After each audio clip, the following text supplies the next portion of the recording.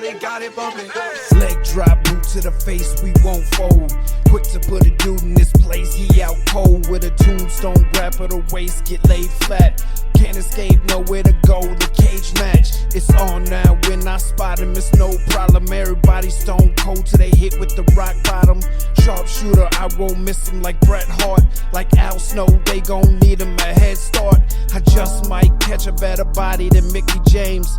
Get acquainted with the name, we bringin' the pain. Like Kane in the ring, all I see is red. Paul Bearer, Undertaker, I can see the dead. John Cena putting hands in your face.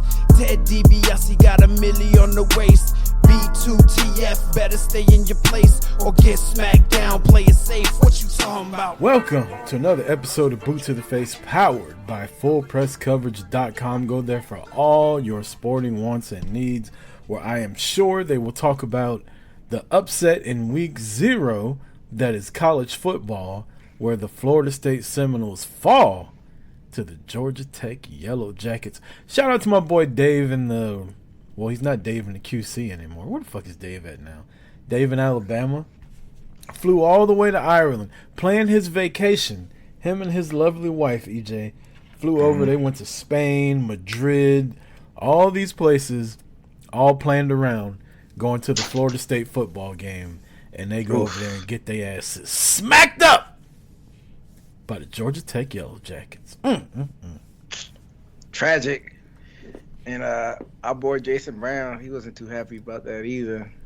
Got some Florida State fans around scattered in the southeast.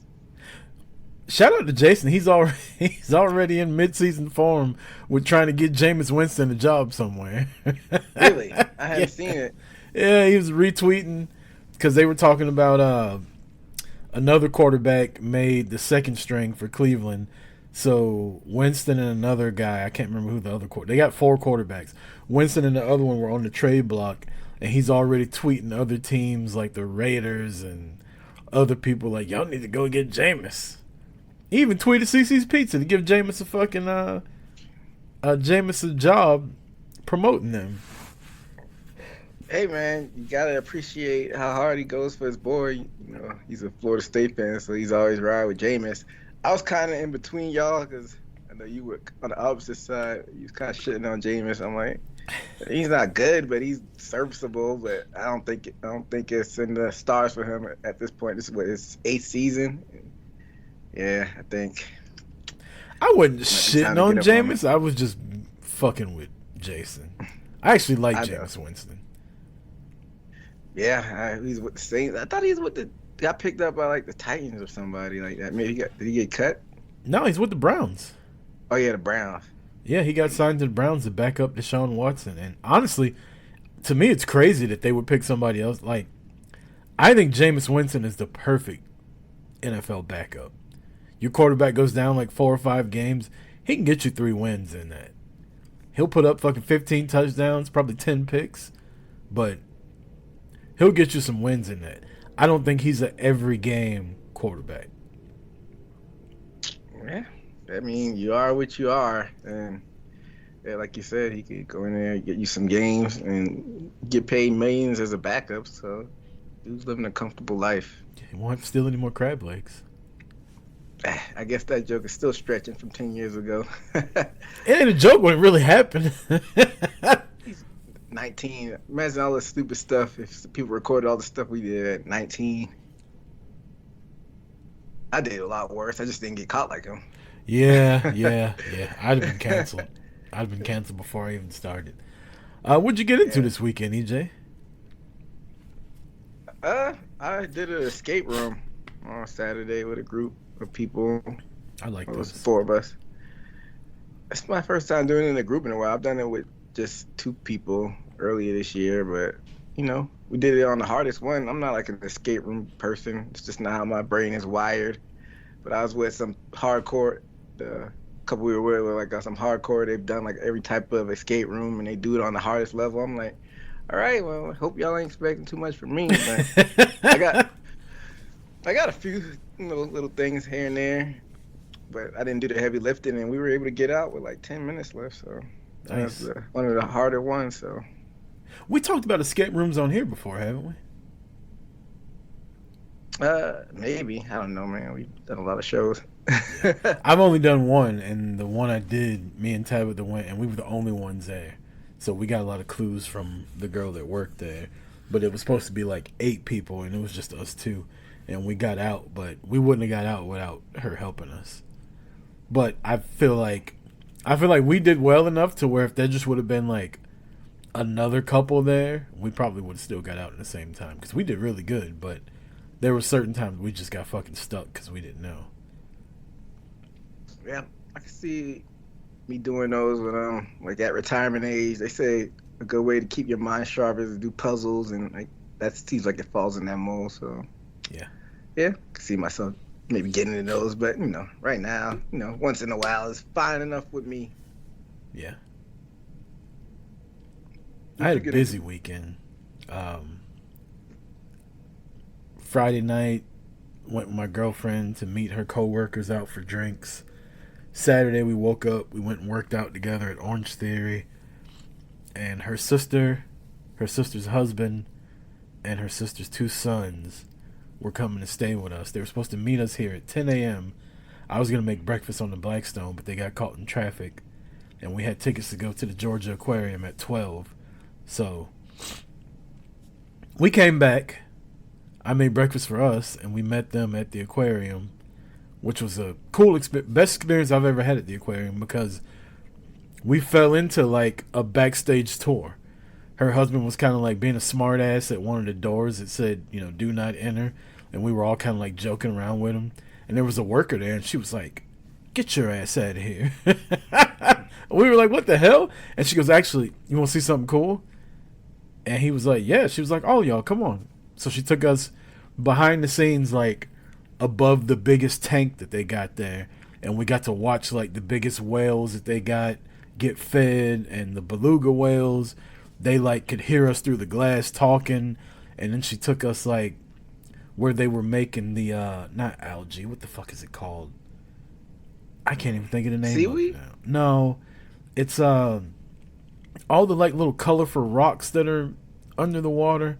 I can't think of the name of it. Anyway, they help with like 50% of the Earth's oxygen. So they're helping build that kind of shit. It was pretty dope. Like, she was like, all right, now when the real tour comes through, we got to leave because they paid for this. So we were basically getting the free ride of what other people were paying for. So that was fun. And then we went to a Braves game that night. And then Sunday I had, 2 football drafts and all in. So I couldn't wait to get to work to take a fucking break yesterday. I hear that. Action-packed weekend. How are the Braves doing this year? They're like 12 games over 500. A lot of injuries. Acuna's out for the year. Austin Riley got hurt recently. We actually left early because we had, kids with us that were pretty fucking tired. They drove down from the Carolinas that morning. Nobody got to nap, and we were just like going from the time they got here. So the game started at 7:30. We left in like the 5th inning, and they were down 2-0. And by the time we got home, they hit 4 one-run home runs and won the game. Oh wow, who they play again? They played Washington the week I was there. The National. Yeah, and then I'm actually going again next week. It's Ludacris night on September 4th. I don't know what that means, but I don't know if they're gonna be giving away Ludacris bobbleheads or he's gonna perform. But we're going to that. They did a real cool thing once this year and once last year where they gave away Outkast bobbleheads, and they're in like a convertible Cadillac, and it was a real hot item in Atlanta both times they did it. I missed it this year, and so I couldn't get down there to get it. But yeah, Braves, it's a fun thing, man. Cheap food, nice scenery. Braves got a good stadium to look at. It's a lot of other stuff to look at there. A lot of fun. How packed do those stadiums be on like a random weekend series? Well, this Saturday it was sold out. Like it was 17, wow. 18,000 people there. Like it was packed, especially at night when the sun goes down. Like it gets hyped, and the weather was beautiful this weekend too. So we've been in like the high 70s, low 80s. Yeah, man, it's just like to come right before the fall weather. Like we're still in the end, I guess the end of summer right now, and I know you picked up the pumpkin spice already. Oh yeah, oh yeah. Even though it's Had still to. summer, it's getting out of hand. How Nah. fast people are starting the season changes before they happen. But Normally I'm like, pump your brakes on that. But anytime you can give me pumpkin spice, I'll take it. hey, do what you gotta do, like what you gotta like. But I only do yeah, it once man, a week, so it doesn't get old with me. Like, people that drink that shit every day, they're probably like, oh, I'm over pumpkin spice. But I get mine every basic bitch Friday. That's it. there you have it. Yeah, it's a treat. Sometimes it's That time iced, of year. sometimes it's warm, sometimes it's a latte, sometimes it's a frappe, sometimes it's cold brew. Like, you know, switch it up, you I, know? I can't really do the hot coffee in the summer. I gotta get like the ice. If I even do coffee, I rarely drink coffee, but it's gotta be ice in the summer. Too hot for that. You know what I found out? What's that? Dunkin' has better iced coffee, and Starbucks has better hot coffee. How much have you been doing research on this? Years. Oh yeah, okay. Years worth of research. Had a control subject and all of that. Did the For example, experimentation. Starbucks doesn't do sugar-free iced Dunkin' or sugar-free iced pumpkin coffees. Dunkin' Mm. does. And I do the sugar-free. Now, Starbucks has sugar-free hot coffee, which makes no fucking sense, right? Like, if you got it hot, you got it cold. But they're like, no, we don't. Okay, well, go fuck yourself. I'll go to Dunkin'. Yeah, to get technical, it's like a cold brew method. Probably they don't do for one. I mean, they do for one, they don't do for other or whatnot. Yeah, you got to say the right fucking Starbucks lingo in order to get them to do it. Like, had you asked for the grande mocha latte sugar free, we could have gave it to you, but you just asked for the fucking sugar free pumpkin. So we don't even know how to do that here. Shut the fuck up. Yeah, the coffee game is like a whole little niche community. Like, Yeah. hey, shout out to the coffee drinkers. But yeah, that was it for the weekend besides All In and everything. And I mean, we got a jam packed show, EJ. You want to just jump into it? Let's get it. Let's talk about All In. AEW's biggest show, over 50,000 people there with a 1 o'clock start time here on the East Coast. I love me a midday pay-per-view for wrestling. It's just like, it's like getting me ready for football. I made some lemon pepper wings in the air fryer. Had a couple cocktails. It was just wonderful, and it was over at about 5:30.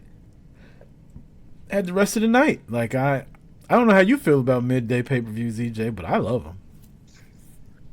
I like them if they're on Sunday, especially with AEW, and you know how long their shows go. But if I don't mind Saturday night, if it's a Saturday night, but if you do Sunday, I like the evening. I mean the afternoon. You know, PLE pay-per-view. You know, you could, like you said, make a little brunch, throw a little lunch maybe, like you said, some wings, get a little cocktail, and after the show, you still got a lot of the day still left ahead of you. So I dig it. Ironically, this was the shortest AEW pay-per-view in about 2 years. In the middle of the day. When they have it Sunday night, the shit goes to about 1 a.m. I heard it's because something about the ordinances around London that they couldn't go past a certain time. That means they should have more of their pay-per-views over there then, if that's the case. Right. Let's get into Yeah. it. We don't have to talk about every single match. We'll just hit the big ones. Toni Storm loses her AEW Women's Championship to Mariah May. You know what? I'm sorry. Let's start at the pre-show. I almost forgot about it because I almost didn't fucking see it. The pre-show has Saraya come out talking shit about how she's the greatest wrestler in the history of the country of England, and Jamie Hayter comes out, beats up her entire family, and Jamie Hayter's back on the pre-show. Thoughts? Yeah. You had you'd had complaints about it. They should have put it on the main show. I, it's like damn if you do, damn if you don't. They probably wanted to get eyes on it so people will buy the pay-per-view, and they did it on the pre-show. You got a lot of free eyes watching. So I mean, I'm pretty indifferent towards it, how they did it. But I'm glad she's back. It popped me because I was actually watching the pre-show. I'm like, oh shit. I loved it and I hated it. I loved it because you need to be watching the pre-show. The pre-show ain't just filler. Like, shit happens on the pre-show. It's the biggest pay-per-view of the year. You should have been watching. I hated it because I wasn't watching the fucking pre-show. I saw the shit on Twitter and I'm like, man, I've been waiting months for this lady to come back. She didn't even look like the same wrestler. She looks a lot smaller now. Like, And then people, oh, go ahead.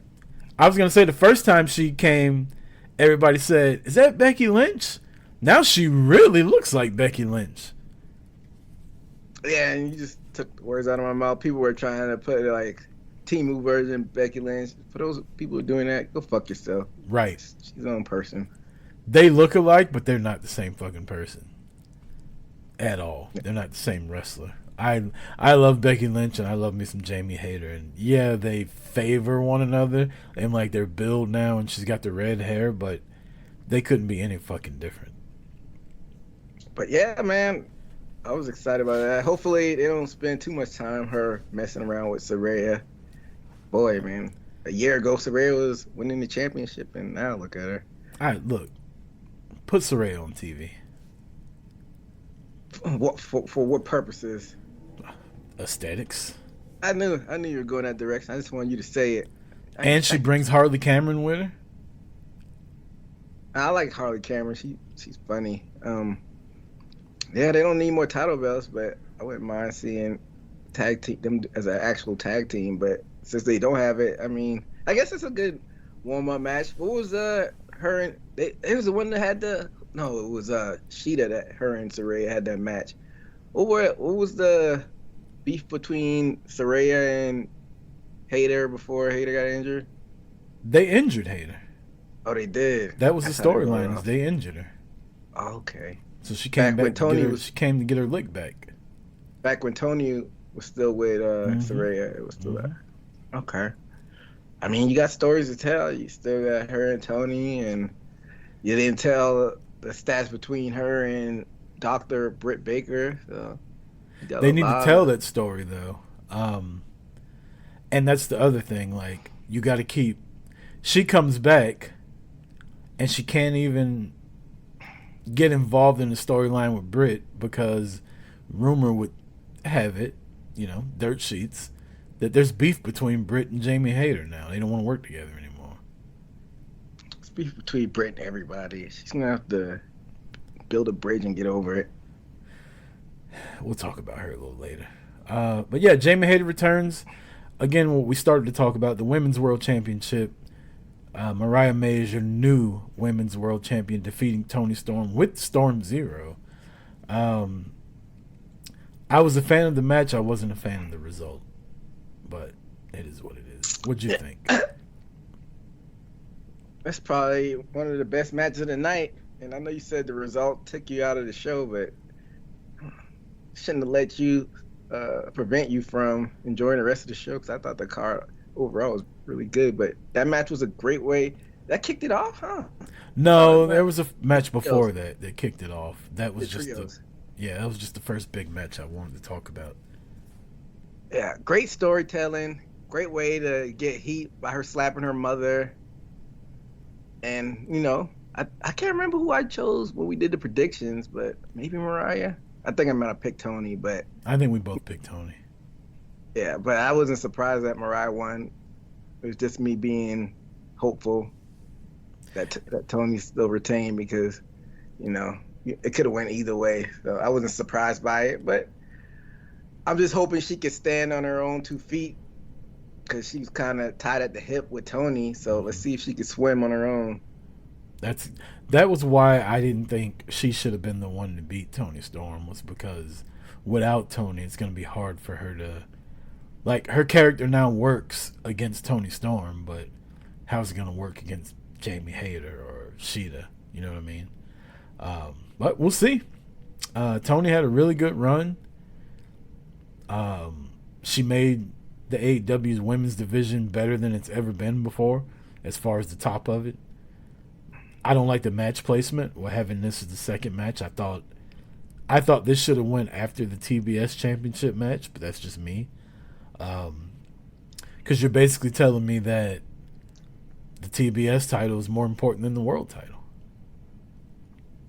Yeah, and that was kind of like my question going into it. Like, how would they order it? Because, like, if you would take titles out the picture and on paper, it would seem that it would be Britt and Mercedes fighting for the world and Tony and Mariah fighting for TBS, but that's not how the cards align. But yeah, but in hindsight, I don't know like what would have happened if you would have switched those matches, like if they would have been a victim of following Ospreay. But who knows? That match was really good though.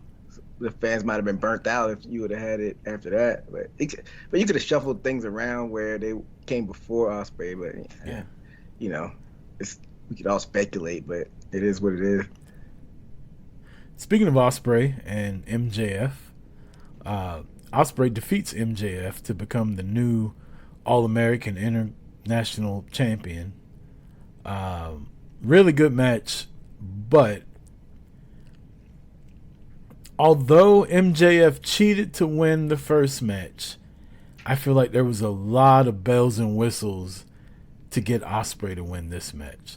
Interference, ref bumps, like it just, again, MJF cheated, but his win felt more clean than this one did. Does that make sense?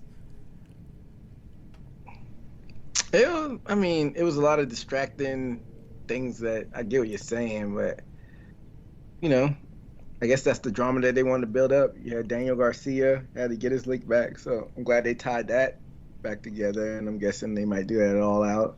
But I get what you're saying, but it didn't really bother me.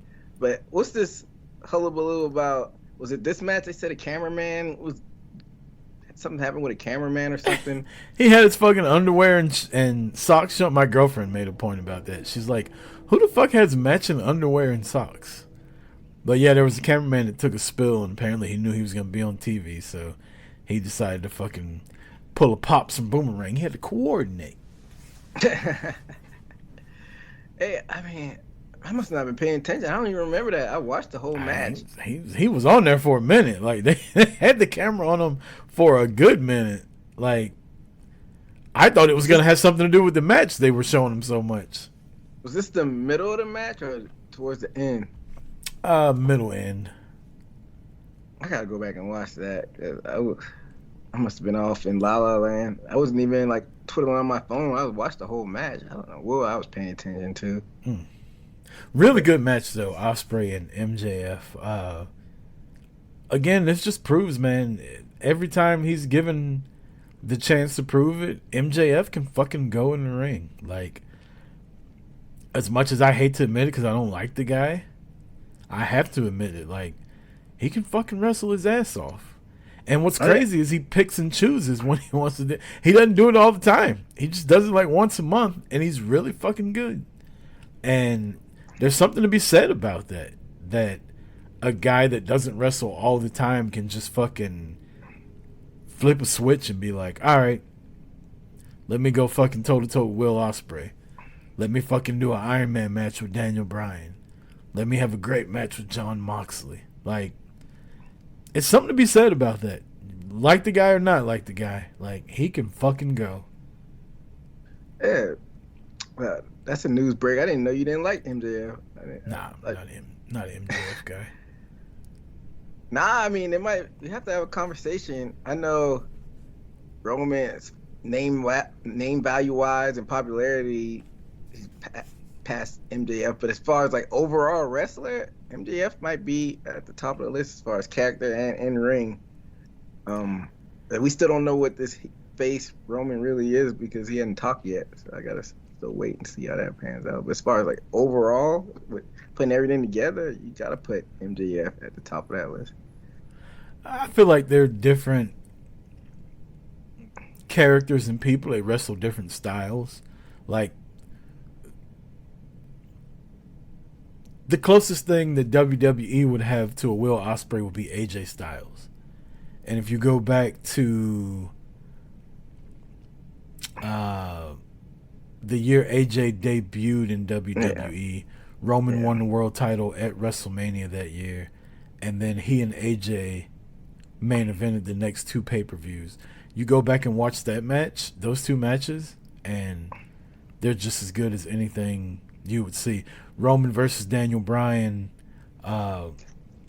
when Bryan wanted to get into the main event of WrestleMania when Roman won. Really good match. Another really good match, Bryan's last match on SmackDown. So they're different styles, but I prefer the Roman version of those matches than MJF. But that's not to take anything away from MJF. Again, MJF can fucking go. Yeah, I'm curious to see. I guess Meltzer probably jizzed all over himself. He probably gave it over 5 stars. I ain't seen it on Twitter or anything, but yeah, Will Ospreay adding to his hits from when he's been signed with AEW. Following this match was Mercedes and Britt Baker. I have many a time said that Britt Baker's the AEW version of Charlotte to me. She gets a lot of praise for being really good and really popular and the best and the whole 9, and time after time she gets outshined by other people. And this match was just another example of I think the division has passed her by.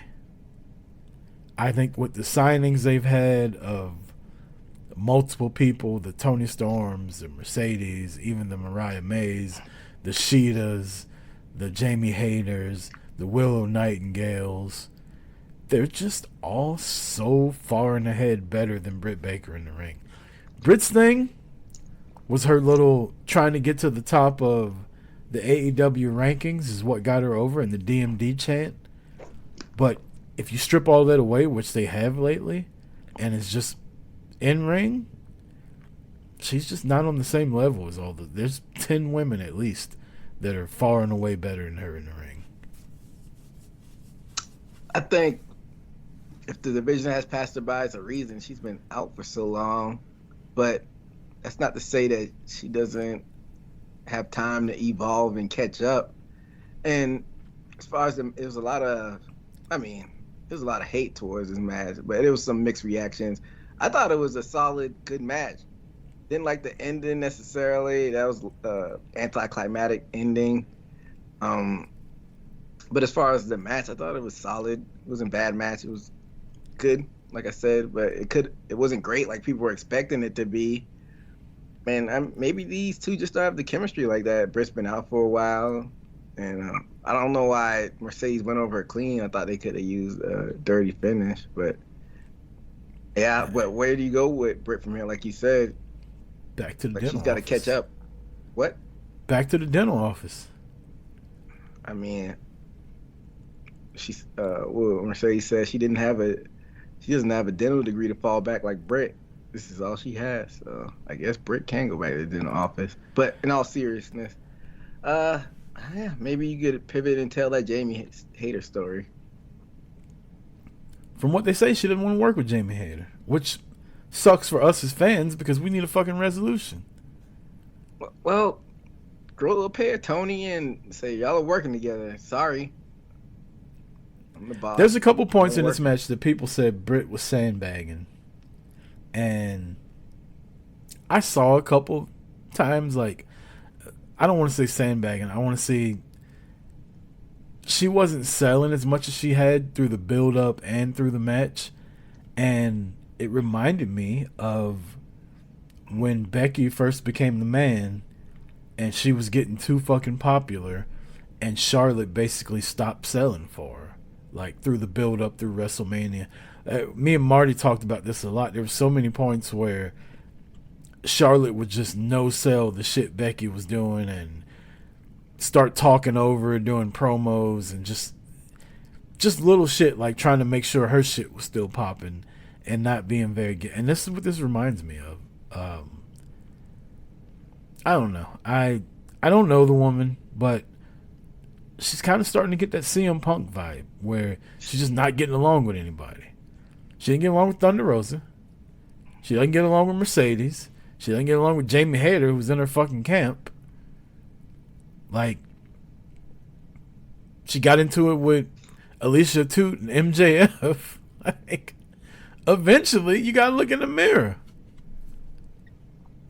Maybe she has some type of cocky behind the scenes attitude because she does know that she has her dentistry to fall back on. See, like, I can do what I want. I'm Britt Baker, but I mean, that's not a way to, if you ever do want to go to WWE, if you have that reputation, they're gonna not want to sign you. And I don't know. She needs to get her shit together. You ever had a job, but you already had another job, and when they were like, "You need to do this," you're like, "No, the fuck, I don't. I ain't got to do shit. What are you gonna do? Fire me?" Yeah. That's so. I mean, we've all had. I mean, most people have had that situation where you've got another job lined up already and just kind of going through the motions. So I guess like human nature is you can't really blame her, but it's a wrestling podcast. We'll blame her anyway. Yeah, and it didn't help that they went on right after Will Ospreay and MJF. The crowd was drained. I said, I thought it was a solid match, but the crowd wasn't into it at all. The match was better than what people are giving it credit for, but it still wasn't. It was a letdown from what you thought it was going to be. And then the crowd not being into it made it even worse. Crowds go a long way when it comes to wrestling matches.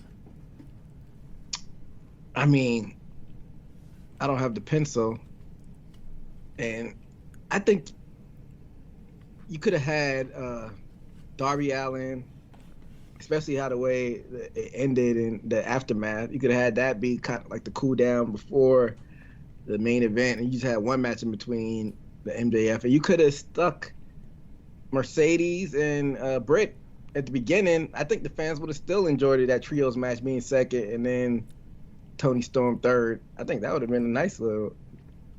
Fans would have been into, I think, the Britt and Mercedes if they would have kicked the card off.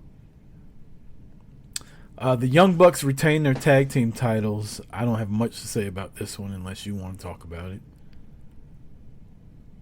it. It wasn't a bad. This wasn't a bad. Only one match that I didn't care for, and that was the Jericho one. But this wasn't a bad match. But I didn't really wasn't invested in it just because I'm not a Bucks fan. Yeah. Whatever. Jack Perry retains his TNT championship over Darby Allin in the coffin match. I thought this match ended a lot quicker than I thought it would. And then at the end, they decide, we're going to set this motherfucker on fire. The Young Bucks come out. Maniacs. Yeah. And then, if you go back through the Boot to the Face tweets, before it happened, I started tweeting out, "We want Sting." And I was just being facetious. I didn't think he would actually fucking show up. And the lights went out, and here comes the Stinger to a huge pop.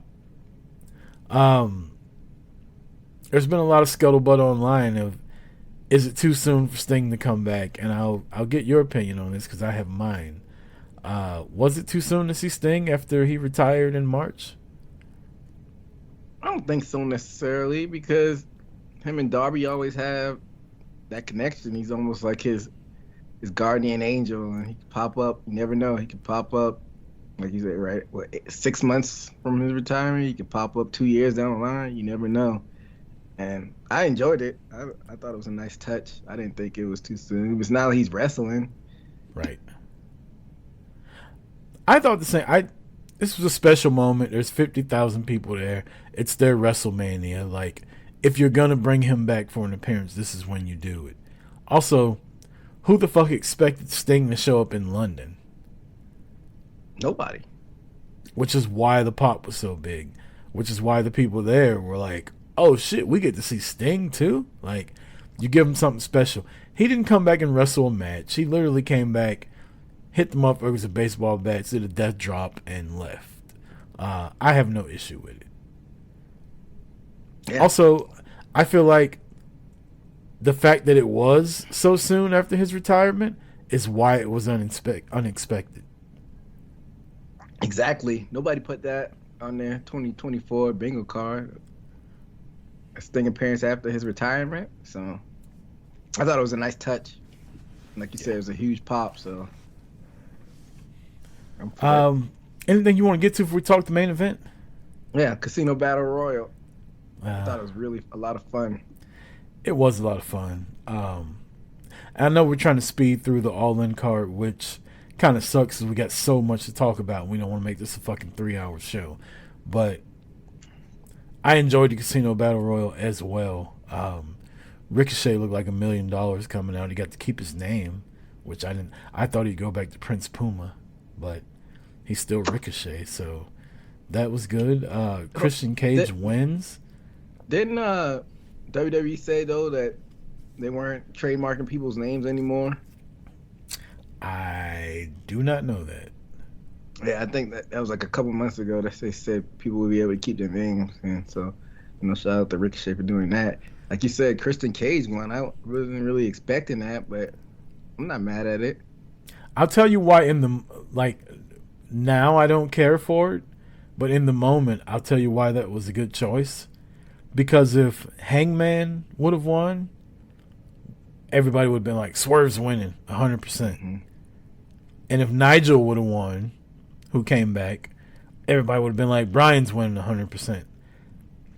So you let somebody win who has no tie to either of them, really. Or has a tie to both of them, which is Christian Cage. And he's a piece of shit.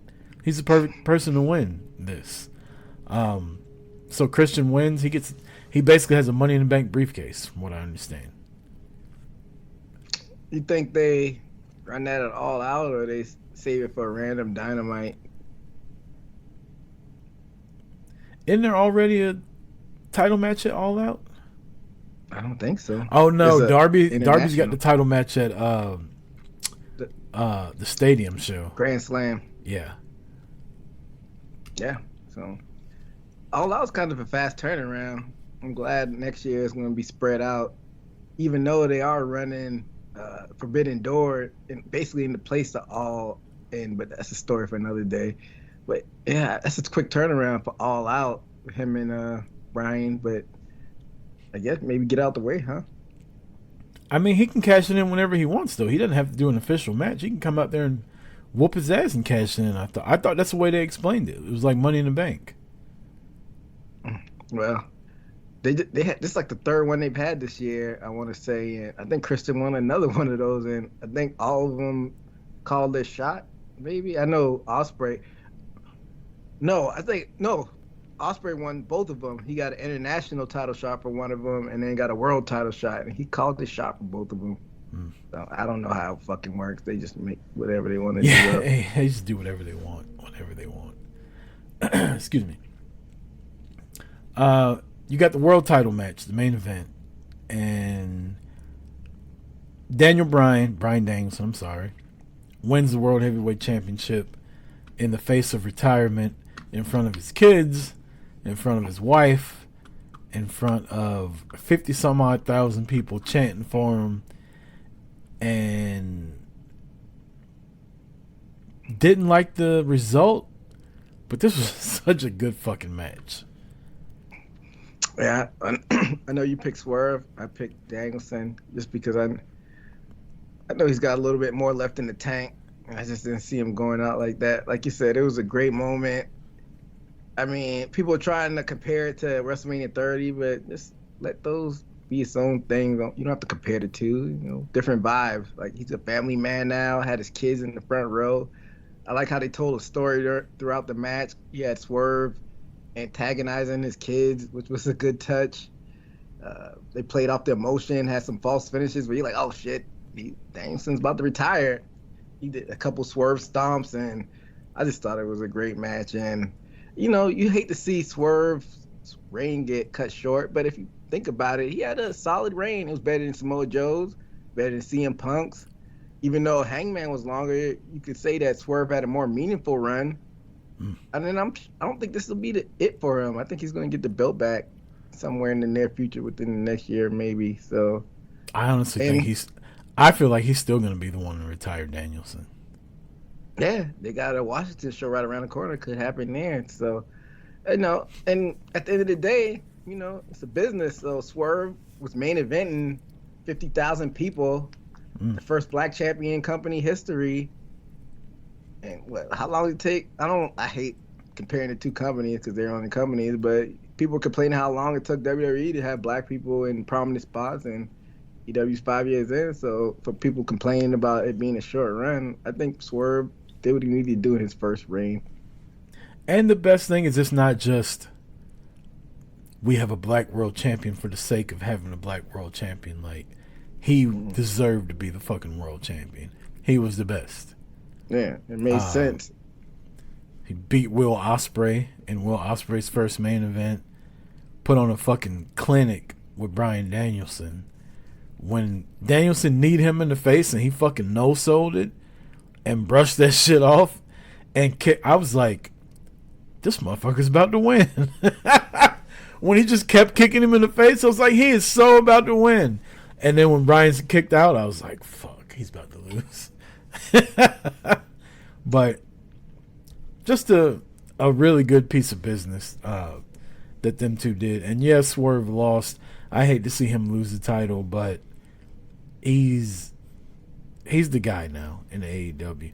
You can have your MJFs, you can have your Ospreys, you can have your Danielsons, your Moxleys, and all them. This is Swerve's company, right? This is Swerve's house. No pun intended. Or pun intended. And I know why they had to lean him more heel to, draw that emotion from the crowd and the viewers. And I hate flip-flopping back and forth, but I mean, Bryan Danielson is not going to be there forever. I feel like Swerve is the guy that people are going to want to cheer for, especially if you pivot back towards him and Hangman.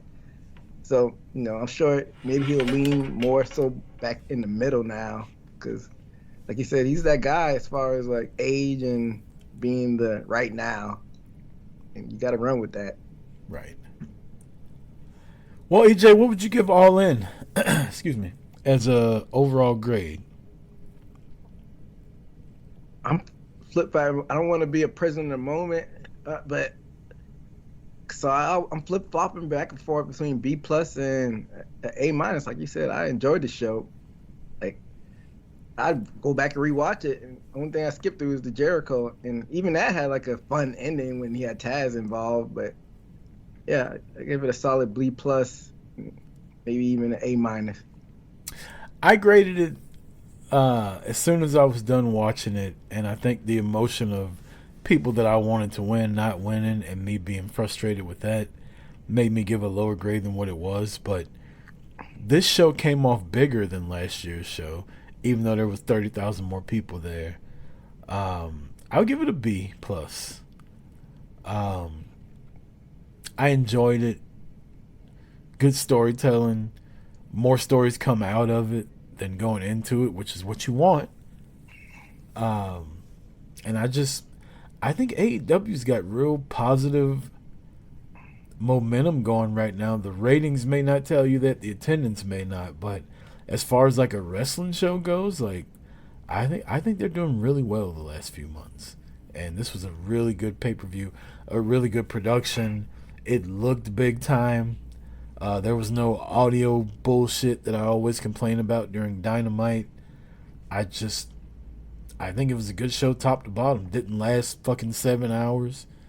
And just a lot of fun to watch. Yeah, behind like WrestleMania 40, this is probably one of my favorite shows of the year. Now let's see if they can build off of that, because I hate to be the guy that's just always looking in the future, but they announce a match or two for Dynamite. I'm like, what's going on? It's like an 8-man tag with a conglomeration, but I just hope they can build off the stories from what we just saw. Well, you got Ricochet and Kyle Fletcher.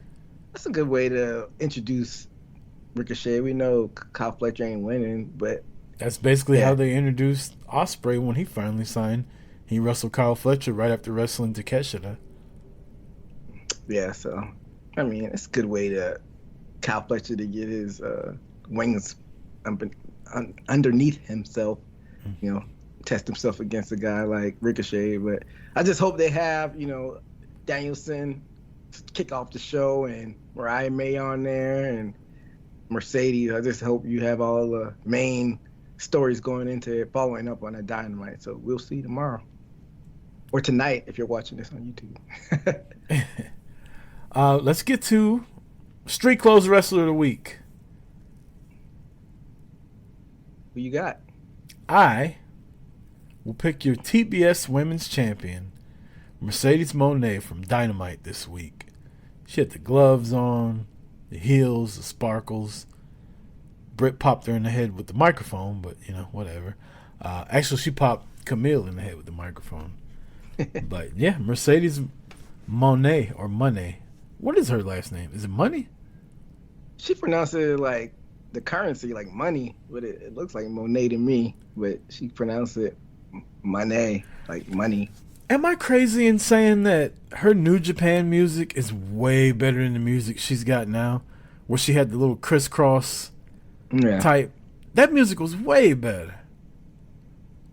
I mean, it had a nice little bop, but I get why they did it. It's something the fans can chant behind, but now that she's a heel, like you said, that crisscross when she had is more of a bop now that she's a heel, but I see why they did it, but you know. She was rapping in that one, wasn't she? Some woman was, I think. Yeah, I thought it was her. Yeah. You know, maybe they'll bring it back, but your Street Clothes Wrestler of the Week, Mercedes. Oh, yeah. What did you say she had on again? She had on like a sparkly one piece with some gloves that were connected to it and some heels, and she's like a fucking. You can say what you want about her, AEW fans. Y'all don't like her. Y'all think she's cringe or whatever, but there ain't nobody on that show in that company that looks and comes off more like a fucking star than Mercedes does. Nobody. Not MJF. Not fucking Ospreay. Swerve is close. Who had on some really dope tights for his match. You see his tights?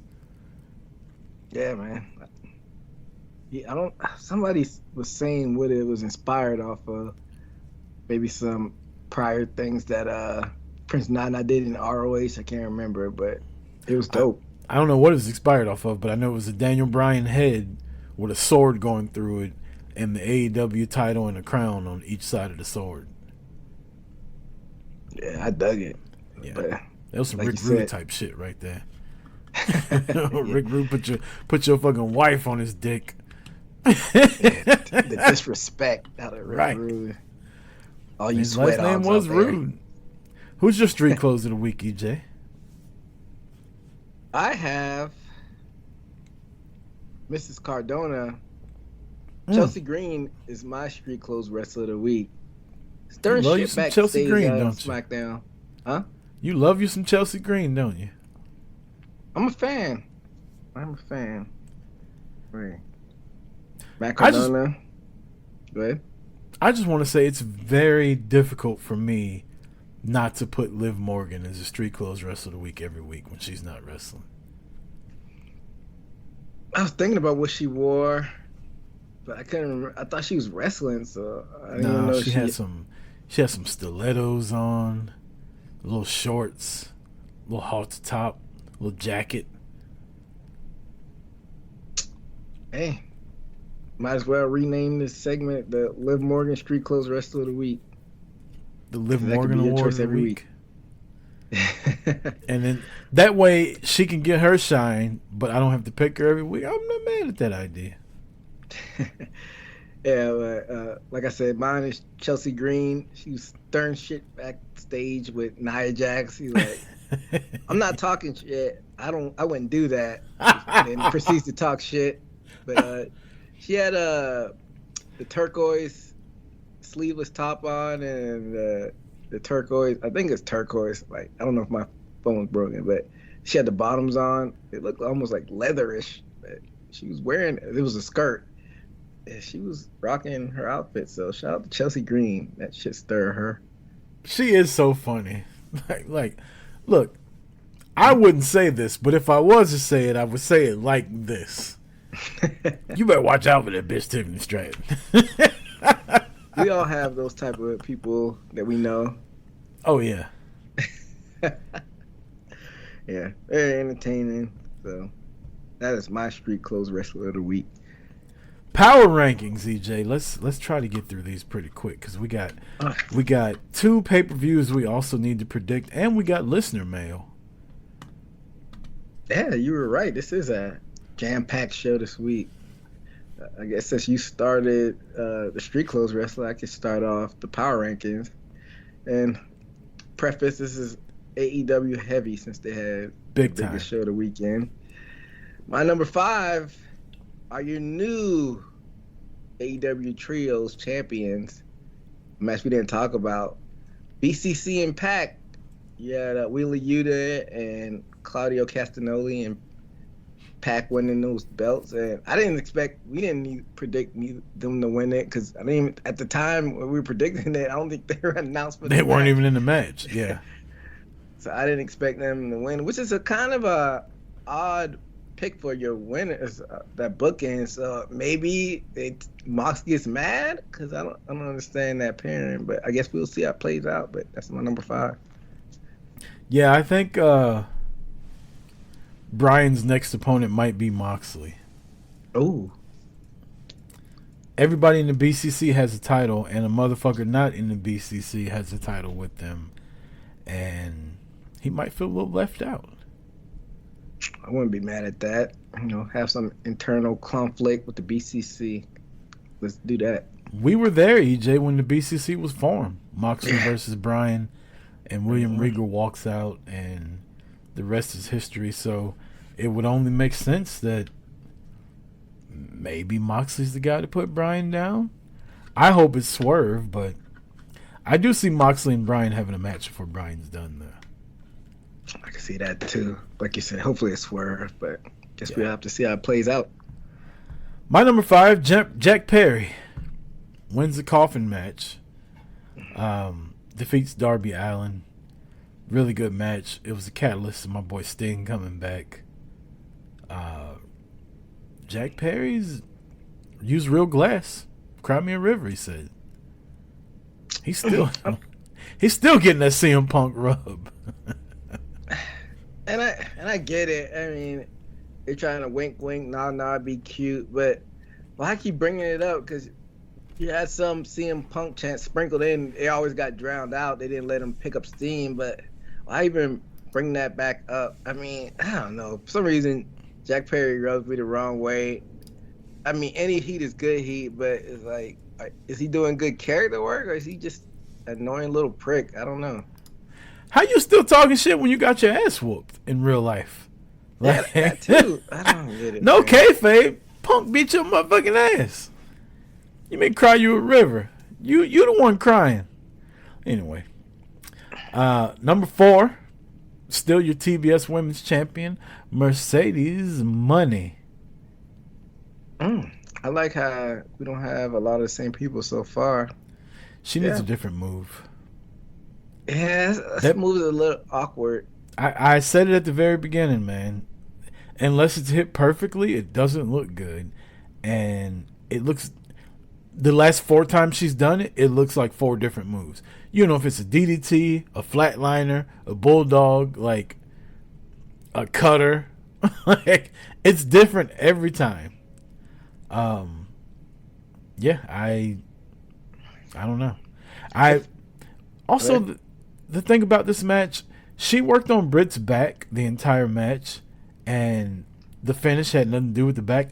I'm wondering if at the last minute Britt said, "I'm not tapping out" to the bank statement. Maybe.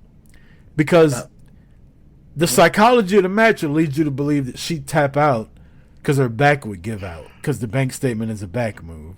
And then she ends up, the move has nothing to do, but she literally fucked her back up the whole match. And then the ending of the match, she didn't even touch her back for like the last 3 minutes.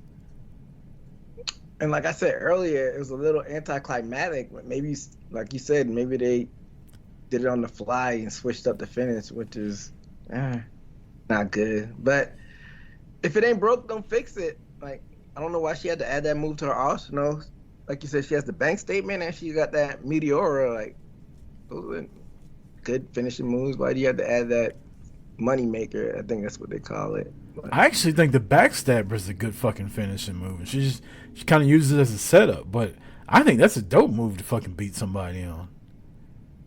yeah, shout out to Carlito. But I don't know. That'll be the last time we shout that motherfucker out on here. You're not a Carlito fan, huh? Man, fuck no. That's not cool. I mean, he's the lackey of the Judgment Day, so he's making money, so can't knock that. My number 4 is your number 1 contender for the AEW World Championship, Mr. Christian Cage. Lost his trio belts with the Patriarchy and doubled back around and won the Casino Battle Royal, and we already discussed that, so no need to harp on that even more. My number 3 is your new AEW now International Championship. He rebranded it back to the International Championship from the American Championship. Maybe the match of the night? I don't know. No, I still got Bryan Danielson and Swerve just because how it ended, but it's up there. Will Ospreay, my number 3.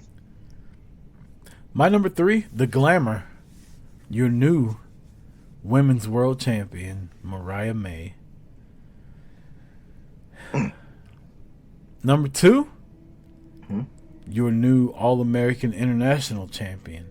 He should take both belts. He said he didn't want that American one. He retired it. I feel like the American title looked like, I know they're supposed to have the same design, but something about the American title just looks better than the international title. Am I crazy? Like, even the color gold on them looks different. Like, the international title just looks big and gaudy, and the American one looks better. I mean, I think the colors in the American one made it pop. So I think that's why it might look a little bit better. I mean, you should probably add that one to your collection. It's probably never be brought on TV again. So you know, them AEW titles are like $700 each. Really? They're that expensive. Yeah, they're fucking. They're way. WWE for $700, you can get the fucking. WWE has tiers of their titles. They got like the replica, the like ultimate, and the ultimate. There's like 1,500. So they have tiers to theirs where the detail gets better. AEW's like, nah, motherfucker, give me $700. You want the only one we got? Give me $700. Well, hey, I guess they got to make their money somehow. Yeah.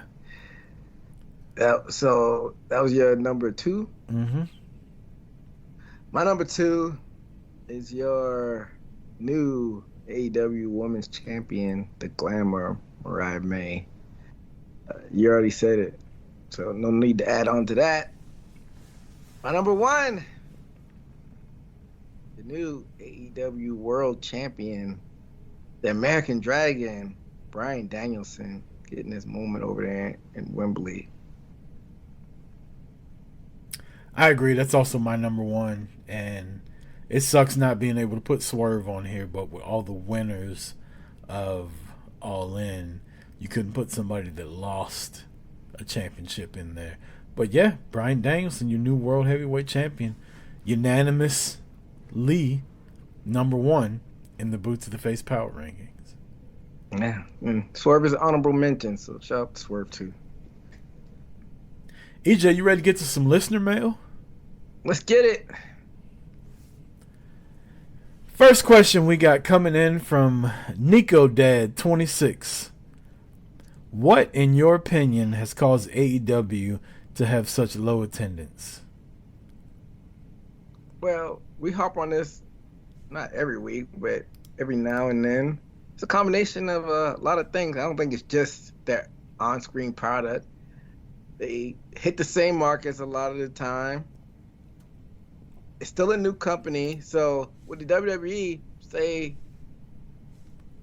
you dipped away for 10 years, this life happens, and say your kid is now 7 or 8. They've been around for 60 years. You're like, I hadn't watched this in some years. My kid wants to go here now. Now let's take him to the WWE show.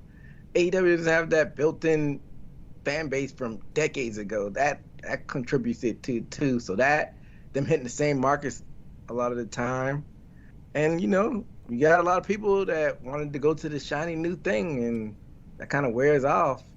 So you got that, and them adding an extra show a week. So I think those are the 4 main reasons that the attendance dipped off a little bit. But things has ebbs and flows, so maybe you start to see that take up a little bit in the next few months. Hopefully they could get it back. I think it was a mixture of the shiny new toy wearing off, the honeymoon period wearing off, and just not good booking. How many wrestlers have we named over the years where it's like, where's Scorpio Sky? Where's Miro? Where's Thunder Rosa? Where's this person? Where's that person? Like, people will show up on TV and then they'll disappear for months, weeks at a time with no explanation. For whatever reason. We don't know the reason. I think the booking just hasn't been good. There's been no payoffs to certain stuff. You got people leaving the company. Cody's the biggest star they had. He's gone. He's main event WrestleMania. Punk comes back. He has all this drama. And he leaves. And I just think a lack of consistency in the booking is where it is. Now, they've been doing well the past 3-4 months. If they can get to 12 to 15 months of it, I think you will see the attendance and the buy rates and stuff start to go back up. I think, again, I mentioned it earlier, I think they're in a really positive position right now where they've got really good momentum, but they've had such negative momentum for so long now that people have just given up. And also, I agree with what you're saying too. Like, WWE's kind of grandfathered into, when people talk wrestling and pop culture and movies and shit, they don't say AEW. They say, we want to go to WrestleMania. Like, WrestleMania was in Teenage Mutant Ninja Turtles Part 2, The Secret of the Ooze, when fucking Toka and Razor showed up. Michelangelo says, didn't we see these guys on WrestleMania? That's how long ago WrestleMania's been around. That was what, 93? Yeah. And the kind of rebuttal to your point, I think booking has somewhat to do. I mean, it doesn't help if you have disoriented booking, but I think it's star power because Punk left. That hurt a lot. And because if you look at it, all those years that WWE had this terrible, people were still showing up. So I don't think it's all, like I said, it plays a factor somewhat, but you gotta have star power too. And they let Punk leave. I think the Bucks, them not handling that situation, I think that did a real number on it. They could have made money off of their Punk situation, but they were crybabies and let the guy walk. So star power, because can't tell me if Roman didn't show up to AEW, people would be showing up regardless if they had weird booking. I think star power has to play into it as well. Well, it depends. Is Roman going to show up the whole month of August and then you don't see him again until June? Because that's how some of the people in AEW are booked. Like, not their stars. You got people on the like a Miro or a Keith Lee, but they feature their stars. Like, you see MJF, you see the Bucks, and you don't see MJF. MJF cut that fucking promo, and then he was off TV for 7 months. He was hurt. This is before he got hurt. He got hurt recently. This is before he got hurt. When he when he lost to Wardlow, he got squashed by Wardlow, and then he cut that promo, and then he was off TV. I think that was more so for storyline because they tried to do. I think that was when they did the devil thing, but for the most part, they feature that people high up on the card. Can I say this? Uh-huh. If the hottest person in your company loses and gets squashed and comes out and cuts a crazy promo that gets everybody talking, and the storyline is him to be off of TV for 6 months, That's a dumb fucking storyline. And you deserve to have shitty attendance because you're fucking stupid. That might be an outlier, but for the most part, like Punk, they used him so much, he got hurt. You know how brittle he is. I think if they're at the top of the card, they pretty much use it. It's the people that are on the precipice of being a star, like you see them disappear, which is not good as well. I'm not giving them an excuse, but I think it's, like I said, it's like probably like a combination of a lot of things. I don't think you can just point to one thing. All those things that we named, though, none of them help. So. But like you said, they've been doing a better job the past few months, so hopefully you'll see them on the rise as far as like attendance goes. Next question from Kayfabe Chronicles. Do you think the tag titles will ever be featured on a PLE main card, or will they forever be pre-show / Raw and SmackDown show before the event? I mean, Triple H has been at the helm for 2 years now. You already got a sample size. He doesn't really put emphasis on tag team wrestling, so yeah, I don't see that happening unless like for some reason they throw Roman in there. If you see a big star like that, like what back in the day you had like the 2-man power trip with Stone Cold and Triple H, and you saw that at the top of the card. Like, no, I don't see that really happening unless a main eventer like gets the belts by chance. Like, yeah, I mean, overall, not to go off topic, but tag team wrestling has not been featured across the board in all the companies. I mean, I don't want to talk about the Young Bucks a lot, but I mean, they had only defended the belt once since they got it from Sting and Darby. And you split the tag team belts up in WWE with DIY had it, now the Bloodline has it. So maybe since they have it, you might see it in a more prominent role. But then you got the Judgment Day just basically having it as props in their storyline with Rhea and them. So to make a long answer short, nah, I don't see it happening right now. I think there's ebbs and flows. You know, you had Edge and Christian, the Dudleys, the Hardys, and then it kind of ducked off for a little bit. And you got like the New Age Outlaws that came around. Then it ducked off for a little bit again. And then you got the New Day, the Usos. Then ducked off for a little bit again. And you got the Usos again, the New Day, and Sammy and KO. And now it's kind of on the downtrend. I think it's an ebb and flow thing. I think a year or two, tag team wrestling will be featured again when they run out of stuff for the women and run out of stuff for the men. They'll fall back. It's an ebb and flow thing. Well, like I said, right now I don't see it being put, on the front line as far as important things that's going on in the company. Just because they got so many other things going on, you still got the Bloodline story that's on fire. But which is ironic because members of the Bloodline have the belts, but like you said, they don't. It's almost like a prop at this point. They're not really featuring the tag team division like you said when the Usos had it. It was really prestigious, and that was only a year and some change ago where they dropped it to KO and Sammy. And it's two WrestleManias in a row. Sammy's made a prestigious title become nothing, but whatever. DSG_Scully says, who will dethrone every current champion? We'll shorten this up and just say world champion in WWE. So Gunther and Cody.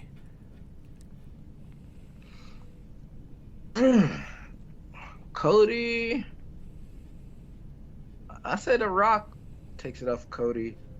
Gunther, he just got it, so that's hard to tell. I think, I know you might like this answer, but they could circle around and have maybe Sammy do it. I don't know when, maybe not anytime soon, but, just tie the story back around again. I agree with Cody. I think The Rock's going to take it from him. And Gunther, CM Punk? I can see it. I can see that happening. Man, it's so hard to tell since it's so early in the reign. But what about both the women's title? Nia Jax, I say Tiffany. And Liv Morgan, obviously, it's Rhea. Well, I got both of those same answers as well. I mean, we did that pretty quickly. We could do IC and US real quick. Nah, we got other questions we got to get to. Well, yeah. This is from Brian, 80s Wrestling on Twitter.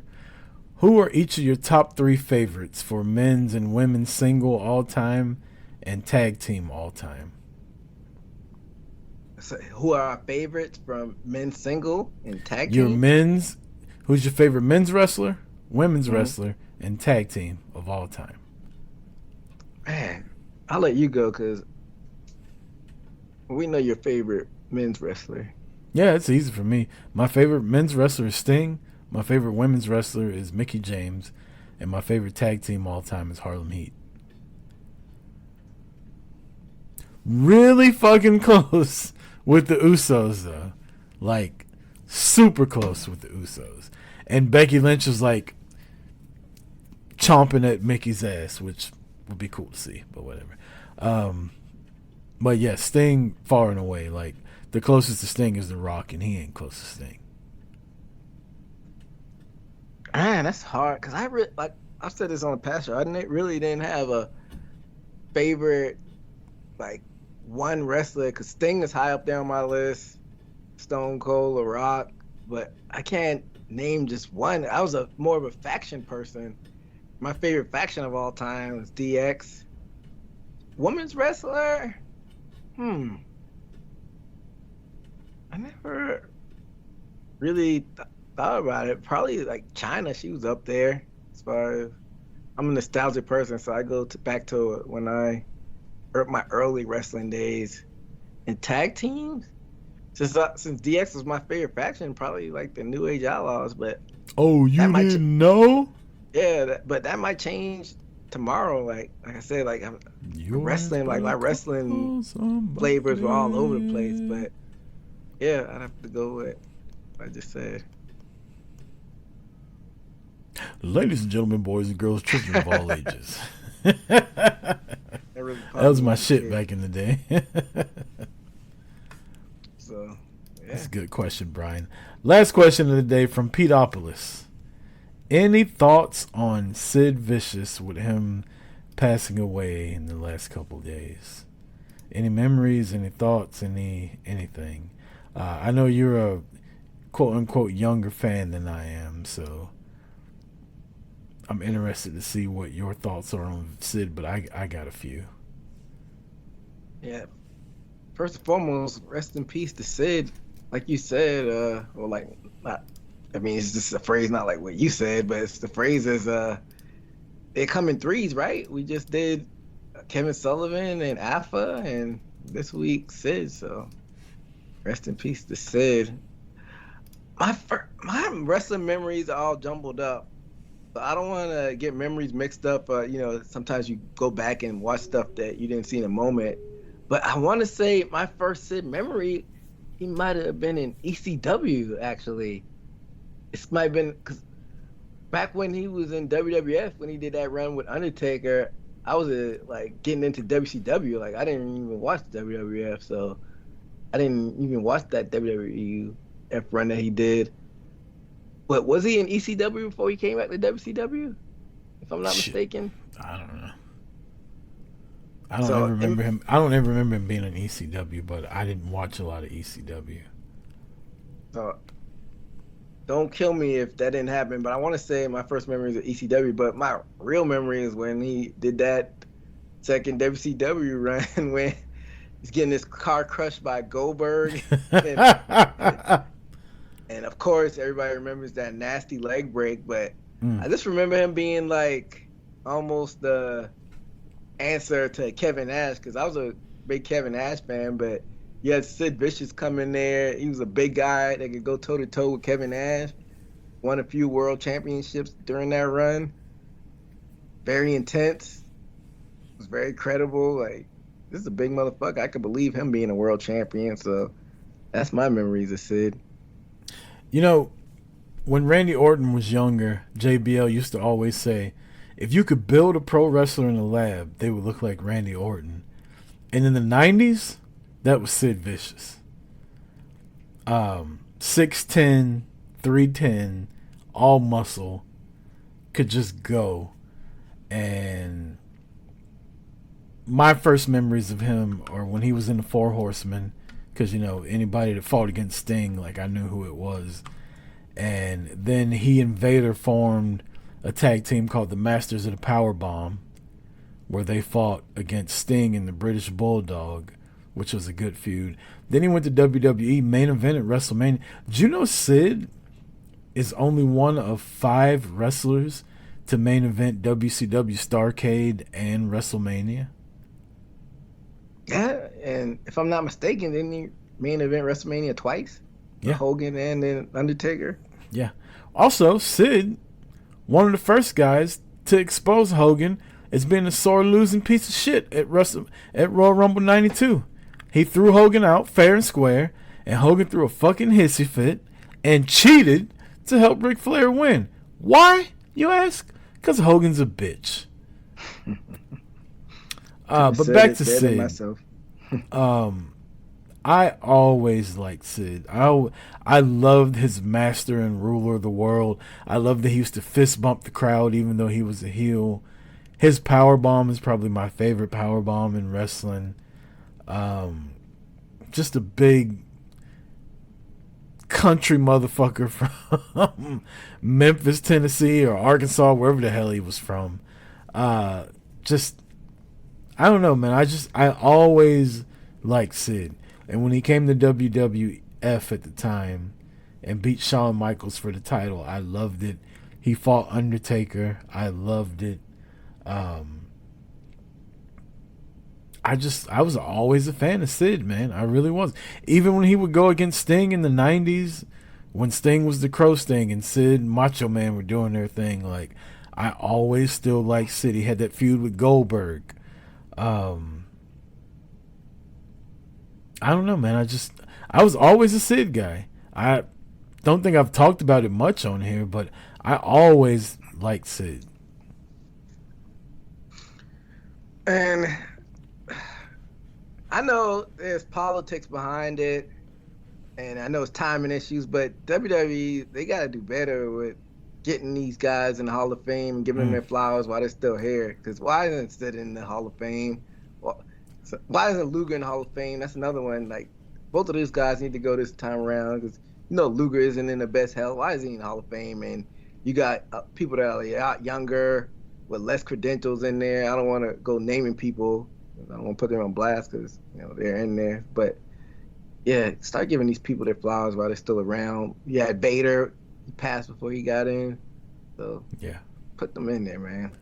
Yeah, I mean, when you got these wrestlers that were around in the 90s and they start getting up into their 60s, if they got the credentials, which who even knows what the fucking credentials are?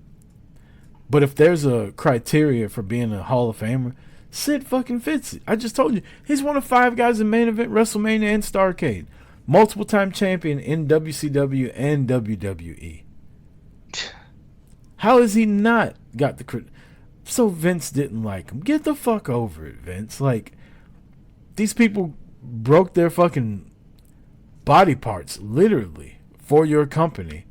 Yeah, you might not like them, but just, what's a little fucking recognition? Yeah, like, that was a travesty. Macho Man wasn't in there before he passed. Did he eventually get in? I want to say he had to. I mean, if the rumors are true about Macho Man and why he wasn't in, I can understand that.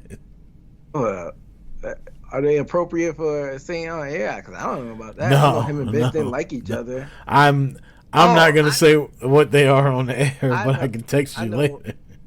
I know what it is. It has to. Now that you said that, it had to do with a certain Levesque. That's all I'm gonna say. Yeah. And if that's true, then I can understand why.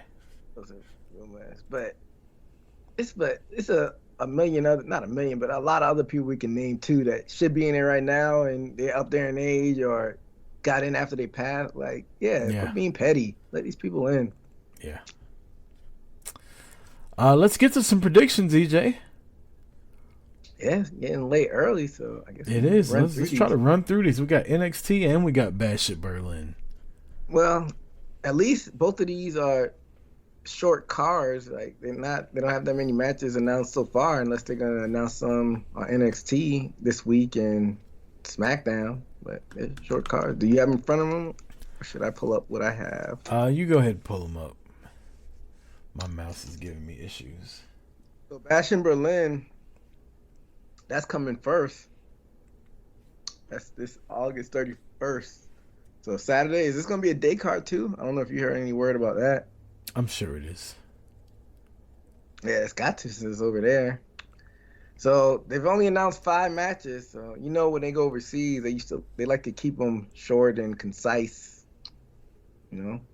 So let's run through what they have so far. They have the Unholy Union. I didn't know they had a tag team name. Alba Fire and your girl Isla Dawn versus Bianca Belair and Jade Cargill for the WWE Women's Tag Team Championship.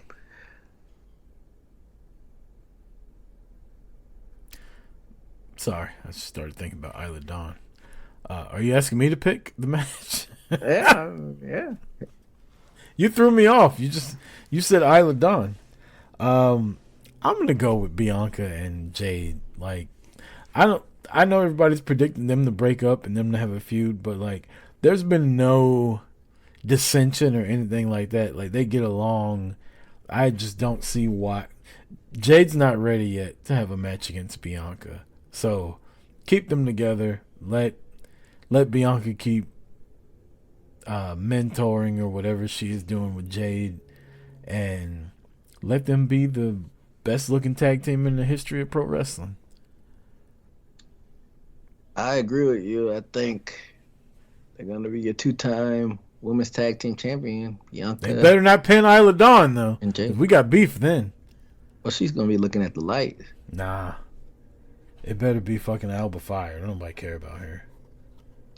It's a longer run than I thought it would be. I thought they just did it to get the pop and they might drop them the next week, but they had a few months. So nice little trial run with the belts. So next match, we have the Terror Twins. That's what people calling them, and that's what is listed on here. I don't know if that's official name. Damian Priest and Rhea Ripley versus the Judgment Day's Dirty Dominic Mysterio and your women's world champion, Liv Morgan. I refuse to pick against Liv Morgan.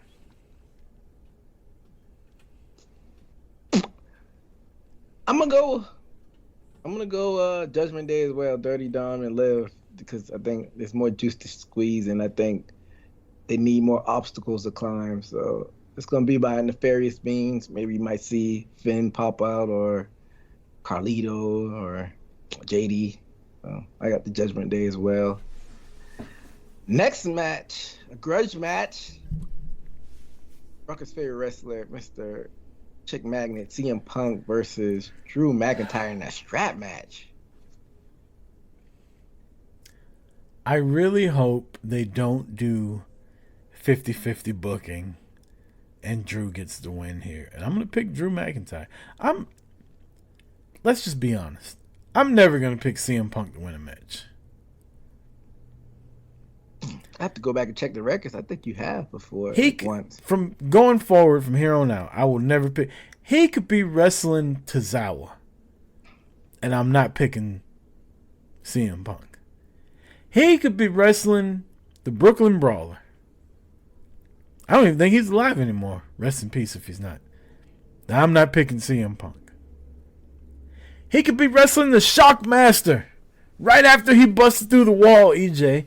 He's still trying to put his helmet on and gets hit with the go to sleep. I'm not picking CM Punk. All right, so I'm gonna poke back a little bit, because from what you said it's all about updating your resume. You weren't a fan of Chelsea Green before. Now you kind of dig what she was doing. I'm gonna stop you right there. I'm gonna stop you right Punk? there. No. This has been this is the long game with me and CM Punk. I ain't like this motherfucker since 2005. Okay, I mean, I don't know where your Brett was back then, but he has been a prickly person throughout his career. Been a crybaby, on screen and off the screen. But it's been a year now. For the most part, they say he's been helpful backstage and not problematic. So, which is why he sucks. What's your hang up with him now? Because that was his edge. His edge was to bitch about work and to bring backstage stuff on the TV. If you notice lately, he's been fucking boring on TV because he's got nothing to bitch about. He's actually happy about being at work. His edge is gone. That was his thing. He was a fucking crybaby. He was a whiner. He was a malcontent. He was a punk ass bitch. And now, he's just, I'm so happy to be here. Look at me in my 3-piece suit. I'm like Cody with shitty tattoos. Besides that neck tattoo. So and it's just not fun. Now that he's not toxic, now you have another edge to hate him. Okay. I see. Yeah, I just don't like him. He can be toxic, he can be non-toxic, he could go fucking rescue 3 dogs out of the street before they get hit by a car, and I'll still have an issue with the way he did it. Fair enough. You stand on business. But I say 50-50 booking. I'm picking CM Punk, and then we'll have the deciding grudge match at Bad Blood in your neck of the woods, which you won't be attending. Yeah, God damn it, I forgot about it. They'll be in a Hell in a Cell for the rubber match. Oh, yep. So I got CM Punk. I really hope WWE lets pays Taylor Swift for the fucking theme for that. That'd be hilarious. They got the money to do it. Let's hear it. But let's get into these world title matches. I'm going to say that this one comes on before the one I talk about last. So I'm going to go with Cody Rhodes versus Kevin Owens for undisputed WWE Championship. Cody Rhodes. Yeah, this just seems like a match to get you to the next thing that's going on with Cody. I'm going to go with Cody Rhodes as well. Hopefully they don't do the obvious and turn Kevin Owens heel, which they probably will. But I got Cody. Well, let's talk about the main event. The Ring General. He's not from Germany, but he's from Austria, which is close. Versus Randall Keith Orton for your World Championship. So I didn't know this stipulation was on it. If Orton wins, he'll be transferred to Raw, and Gunther will be transferred to SmackDown, which is a weird stip, but I got Gunther. Yeah, same. We ain't gonna have to worry about it. Gunther's gonna win. Well, that's it for Bachelor of Berlin. So I guess we could jump over to NXT No Mercy, which is happening where the Nuggets play. This is a big show for them in the Ball Arena in Denver, Colorado. NXT No Mercy. Let's start off with I guess it's a grudge match between a guy that's not even employed with NXT or WWE. You got Wes Lee versus Zachary Wentz in a single match. Wesley has to win this just for me because there's no reason Zachary Wentz should be with Gigi Dolan in real life. Now that's just that player hating comment of the year. Hey, I've always wanted to go to the player haters ball ever since back in the day when Martin did it. Damn. I didn't know Martin did a version of it. Everybody knows the Chappelle version of it. He had Jerome. Jerome was in the player haters in ball. The house. Watch your mouth. Watch your mouth. Yeah, Jerome was in the player haters ball. That's hilarious. Hey, everybody, shout out to Martin. I gotta shout out to Wes Lee for whooping Zachary Wentz's ass. He can't fight. I don't think they let TNA person win, and Wesley just turned heel, so I think Wesley gets the win on that one. You got Chase University, Andre Chase and Ridge Holland versus Nathan Frazier and Axiom for the NXT Tag Team Championship. I believe Chase U keeps this one. They just got it. They can't lose it again already, right? Unless there's some kind of Ridge Holland and Thea splitting off from Chase U, which I do see that happening eventually. I can see that happening. I don't see it happening right here. Nathan Frazier and Axiom, they both can go, but it's always just been a weird tag team. Cause I don't know. I'm a traditionalist. I like to see matching gear and tag team name, and it's just been their own separate thing. I thought they were gonna lose it a lot sooner, but yeah, I got Chase U winning, and I think Nathan and Axiom both go do their own thing finally. Um, Next match. What you I gonna hear say? you with the tag thing, but I think Frazier and Axiom, when they do go their separate ways, I don't think they'll be as big. I think being in a tag team, like I think their tag team works. I do agree. They probably should have got matching gear a long fucking time ago and actually came up with a name, but you know, it is what it is. Oh, once they break up, I don't think. I think it's only down but there, but I just think that's Yeah. what's gonna happen. I don't think it's gonna go anywhere. But next match, our guy Obafemi versus Ooh. Tony D'Angelo with Channing Stacks, Lucia Crocifino, and Adriana Rizzo. I don't know why they'd add that part in, but it's for the NXT North American Championship. Oba's got this. Yeah, man, you built them as such a dominating force. I don't know who's gonna take it off him. It's gonna be like so far out of left field, like an underdog, undersized underdog that gets the surprise roll up or something. Like who beats this guy at this point? Maybe Oba comes and takes the fucking Intercontinental title from Braun and forfeits the North American title like Paige did back in the day. Hey, that might be the only way you could go at this point. But yeah, we both got an Oba. Yeah, he's too big and too good to lose to anybody on NXT right now. Yeah, I don't see it happening anytime soon.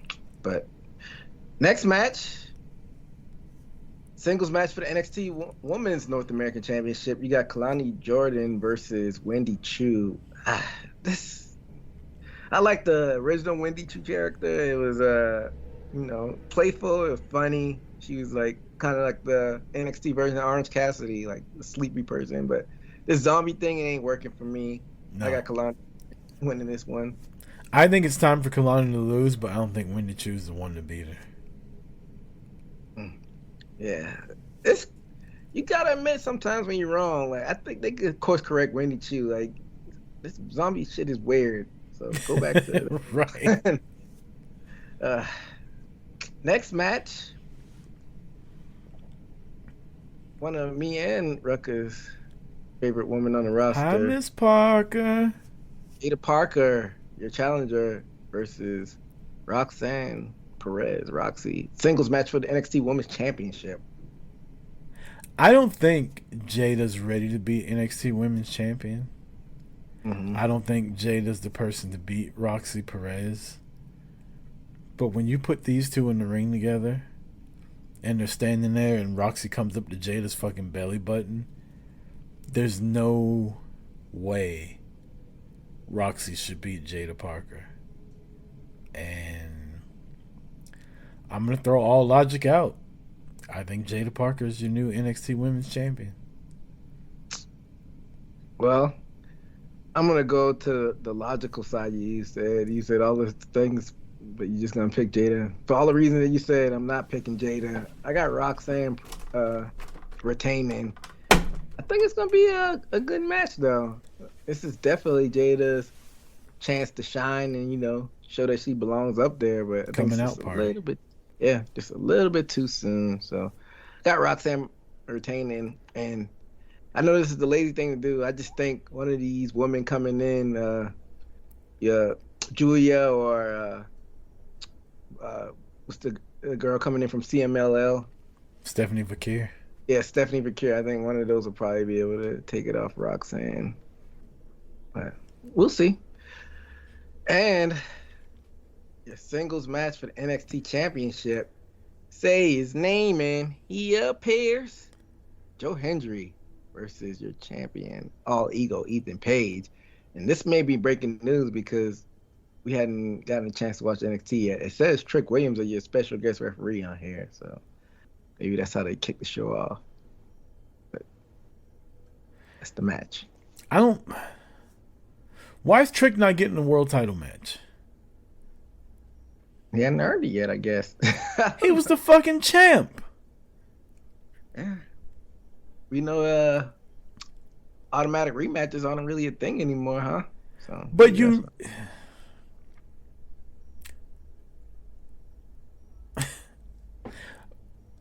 What's the young cat's name? He won the Battle Royal.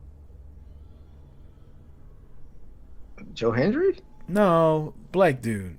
Oh, Bouncy. He's Bouncy. Yeah. He won the Battle Royal to fight Trick. And then, because Trick lost in a tag team match to Shawn Spears, he gets put in the match. And then Ethan Page just comes out and says, I should be in the match too. He gets put in the match. Now he's the champion. How does Trick not deserve a world title match to earn it? He should just be able to come out and say, hey, Ethan Page got lucky. Like, yeah. And Javon Evans, the young kid, he's got some upside. But yeah, I mean, it makes sense because he didn't get pinned. That's a easy way to get your rematch. But what they did was he got distracted by Pete Dunne attacking him from nowhere. So I get why. And then he lost to Pete Dunne. What the fuck? Yeah, he did lose to Pete Dunne. I guess they're trying to, build a mountain from the climb to get back to it. I'm not the biggest All Ego fan, so I don't even know why they did it. It's just a little wonky. I don't think Joe Hendry's winning. I got All Ego winning. Yeah. Ethan Page is winning. But I'm not a fan. For some reason, I've never been a fan of Ethan Page as a singles guy. Even when he was in AEW, because he was with Scorpio Sky, but they weren't like official. They were the men of the year, but they were kind of almost like their own thing, but a tag team.